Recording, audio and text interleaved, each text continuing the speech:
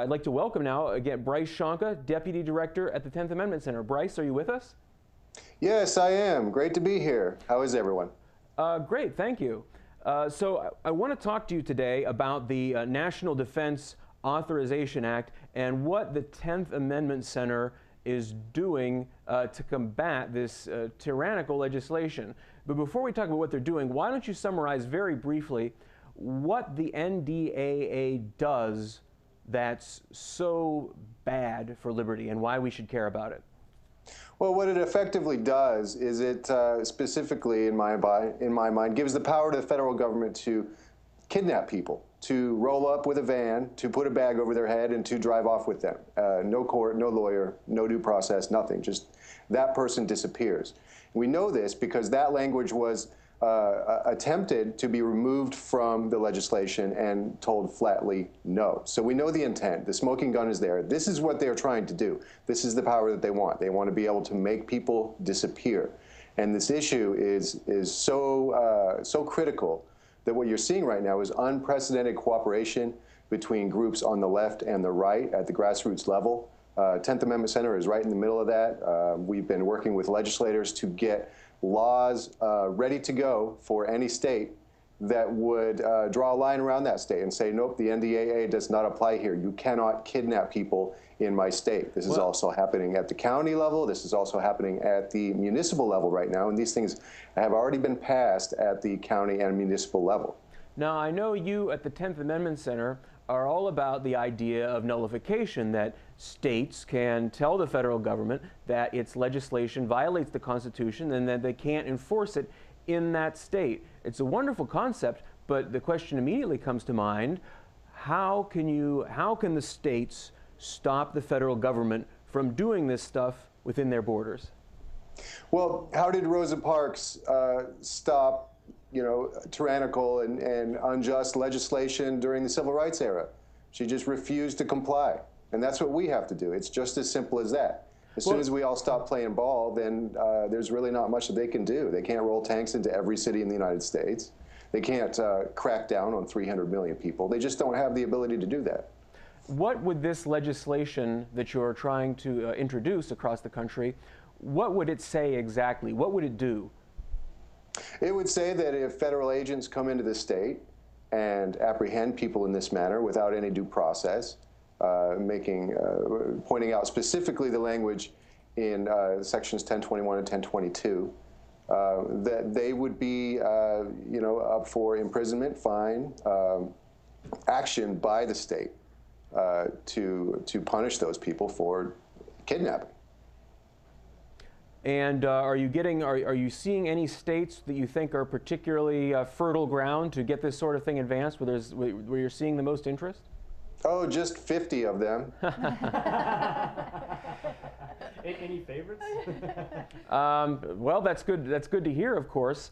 How fast do you think this can get moved along? Is it going to be a thing that goes through legislatures? Are you going to try to put it on ballots as ballot measures? In states that have that option, that may be how it unfolds.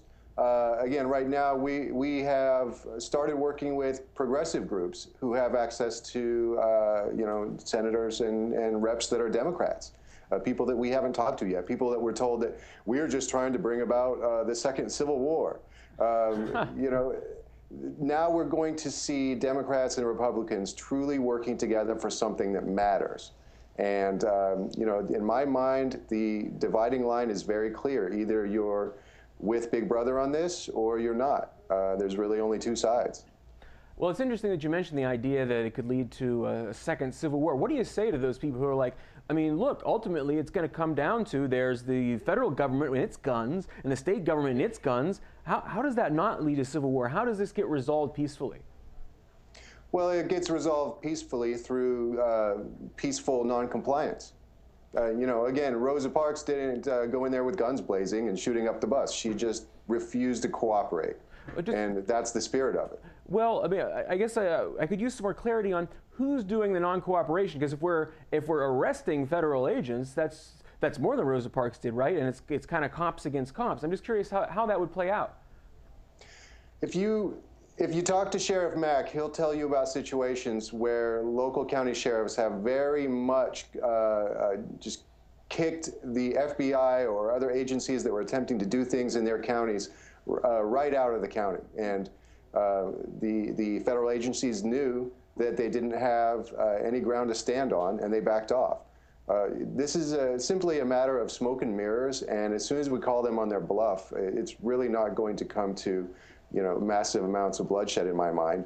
And if you look at the USSR and the breakdown of that kind of centralized power, there wasn't widespread violence. All of the troops that were told to go in and do horrible things to the people refused to do that. I think that human nature will prevail here, and that we'll see that for the most part, people are decent, and people want peace. People want simple, basic, fulfilling lives where they have clean food to eat that's not tainted by some company that the FDA approved. They can go to a doctor that they want to. They can own guns if they want to. As long as they're not harming somebody else, this is the ideal that we were given when this republic was founded.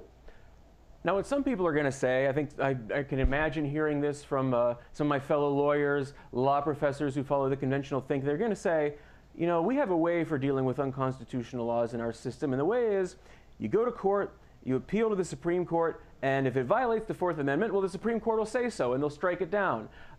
Should we go with that route first? And if not, why not, when that's the way we've always done it? Well, again, let's ask Rosa Parks.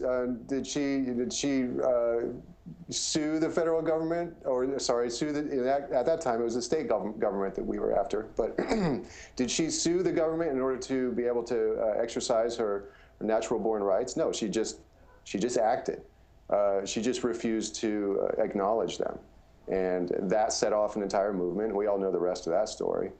But the concept that this entire system that's supposed to be a free place and free people comes down to the whims of a few men and women wearing black dresses in Washington, D.C. somewhere, I just don't think that anybody really buys that. I mean, that's what we've been going along with in a lot of ways as a culture, particularly in law schools where young lawyers aren't even taught the Constitution. Maybe that would be a good idea.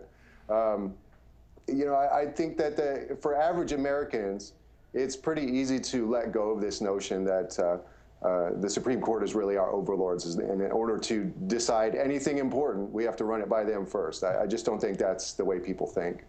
Well, that's a great point, and you're absolutely right about law students not being taught the Constitution. Instead, they're taught this thing called constitutional law, which consists of pages upon pages of all these things the Supreme Court has given us that have little or nothing to do often with the text that's actually right there in the Constitution that doesn't get talked about. Well, we have just a minute left. What else is the 10th Amendment working on? What are the main frontiers you're seeing in this fight against federal power? Though the number one frontier is definitely the NDAA right now. We're going around the country. We've got an event coming up in Philadelphia on March 31st, our latest Nullify Now event with Tom Woods and Sheriff Richard Mack.